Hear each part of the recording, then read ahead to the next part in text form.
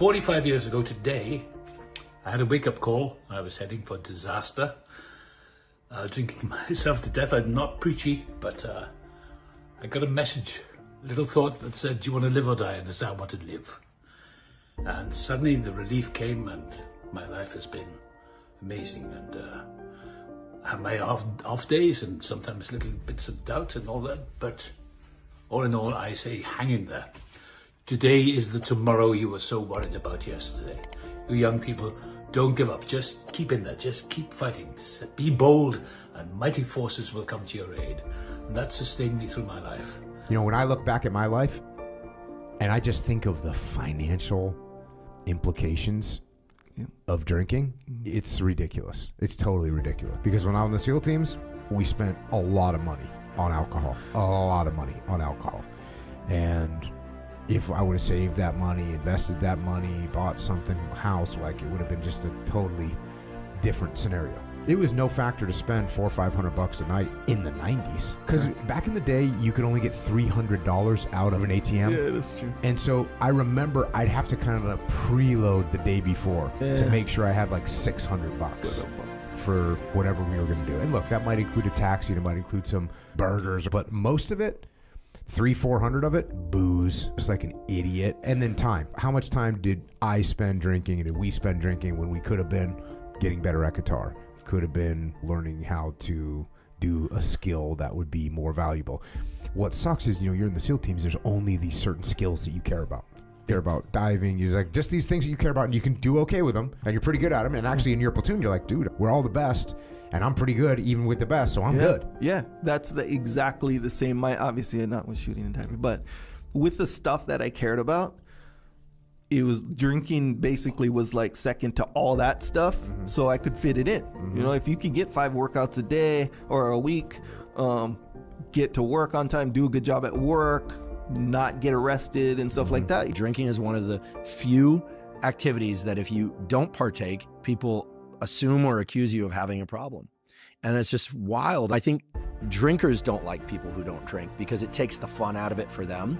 Because there's this idea that's prolific on college campuses. If everyone's drunk, that somehow like the entire like vibe of the party is going to take on a new flavor. And I think that alcohol to me never felt good. I never liked it. And it was a recipe for a lot of fights, a lot of bad stuff happens, poor decision making. There are so many better ways to have a good time that alcohol isn't necessary. I'll tell you the truth. It depends, right? At the beginning, it's very, very hard. That's 10, okay? You start off because you're in the habit of doing this, whatever it is. And, you know, compulsive behavior, it's like if you limit to alcohol or alcohol and drugs, it's a sort of certain segment of society. If you look at the people that overeat, eat their fucking feelings, and end up just as unhealthy, it's a lot more. If you look at people who shop and gamble or have sex or relationships or use the fucking phone, we're very programmed to seek out rewards and get compulsive about it, gamble, whatever. Nonetheless, it's fucking hard because you've taught yourself this is the only way to ease my pain. I'm in pain, this is the only way to make it better. Drank in search of happiness and in search of a lifestyle that I thought would bring me to happiness. It didn't, and I woke up one morning going, wow, I've drank a lot, but I'm still not happy. What's that about? Yeah, well, alcohol is an extraordinarily pernicious drug, and if you're inclined towards it, you can be inclined towards it because you're sensitive to its anxiety-reducing properties, or you can be sensitive to it because it enhances social communication, or because it produces a psychomotor high like cocaine, or all of those at once. And if you're particularly predisposed to alcoholism, you can experience all three at once. For people like me who are in recovery, you are born feeling empty on a certain level, and you are looking unconsciously or consciously to fill that. Drinking, in this case, like what drinking just robs from you. Because there's like that idea, that little thing, that smile, that freaking happiness, you know? Be surprised how many things in life like that exists in. I'm telling you, you'll miss. I totally would miss a bunch of that stuff because I'm like focusing on recovering and you're dragging, you're not in the mood for anything. So things that are supposed to give you the internal smile.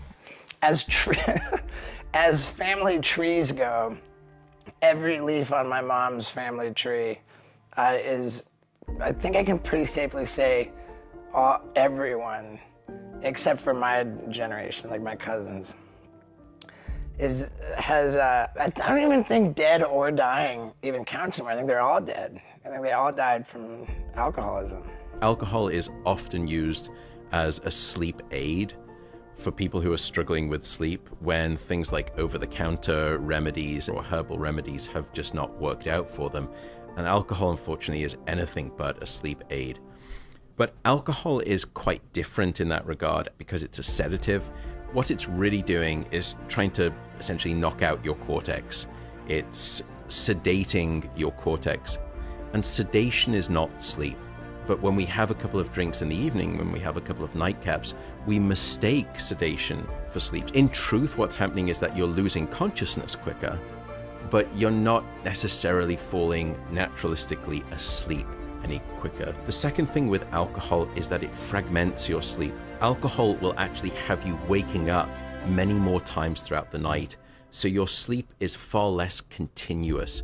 Now, some of those awakenings will be of conscious recollection the next day. You'll just remember waking up. Many of them won't be. Your sleep will be littered with these sort of punctured awakenings throughout the night. And again, when you wake up the next morning, you don't feel restored by your sleep. Like many Brits, had a very, very boozy December. Christmas time, I was on vacation, I was drinking a lot. And I've always been able to drink a lot. I think I get my genes from my mum's side in that thing, like I can drink. I would look back and recognize that I would go to events for work and be like, I can't enjoy myself until I've had a few beers. And I just felt so much pressure. And this is one of the things why I've sort of distanced myself from the rugby community, because so much of it is about how much can you drink? Let's get you as drunk as possible. I would drink and drink and drink and drink, and then you would just reach that moment where you're like, wow, I shouldn't have had that last beer. And you wake up the next day and you have a terrible headache and you're suffering. I bought one of those rings that will tell you about your sleep. Yeah, Oura ring. Yeah, and it was amazing because I couldn't yeah. sleep. I was like, why can't I sleep? I'm working 14 hours a day. I'm doing 2 hours in the gym. I'm eating really healthily and I can't sleep. What's wrong with me? I bought this ring and it was booze. The reason I quit drinking is because if I drink, my life goes to shit every single time. And on this end, when I don't drink, my life literally gets better and better and better and doesn't stop. And I was like, oh, damn, that's like a good, even if that's not factually true for anyone, like that's literally how it works most of the time. It'd be hard pressed to find someone that their life gets better when they're drinking and gets worse when they're sober. Maybe you could take some kind of a short-term tactical view that like, oh, I'm gonna have more fun at this party.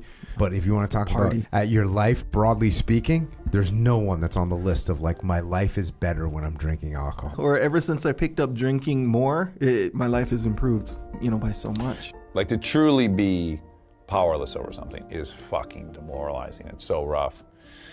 And yeah, that was one of those things where it's kind of a source of shame for me, and then I see his reaction to that, and that's a source of optimism for him.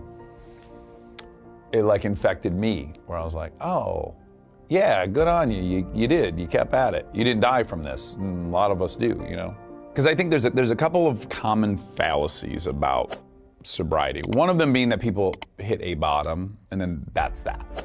And most addicts have many bottoms. I mean, I had many. I have many events that were even worse than the one that ended up being my last event, If you don't think you're addicted, and I'm talking about anyone, from the highest to the lowest, if you don't think you're addicted, then see if you could turn it off for a week. Got quiet in here, didn't it? Didn't it get real quiet?